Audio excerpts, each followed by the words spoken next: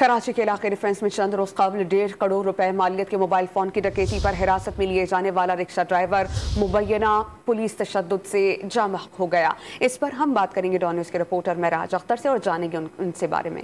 मेराज, बताइएगा पुलिस का क्या मौक़िफ़ है? जी देखिए, 12 मार्च को ये वाकया हुआ था। गिजरी के इलाके में एक दुकान में लूटमार की वारदात हुई थी, जिस पर पुलिस ने तफ्तीश की तो सीसीटीवी फुटेज में एक रिक्शा ड्राइवर को उसमें दिखाया गया था, जिसको पुलिस ने हिरासत में लिया था। और पुलिस का ये कहना है कि उन्होंने 2 रोज कबल उसको जो है रिहा कर दिया था पूछगछ के बाद। और उसके अहल खाना जो है उसकी लाश लेकर अभी पहुंचे हैं जिना हॉस्पिटल। और उनका ये इल्जाम है कि पुलिस के तशद्दुद से ये रशीद नामी जो रिक्शा ड्राइवर है ये जाँ बाग हुआ है।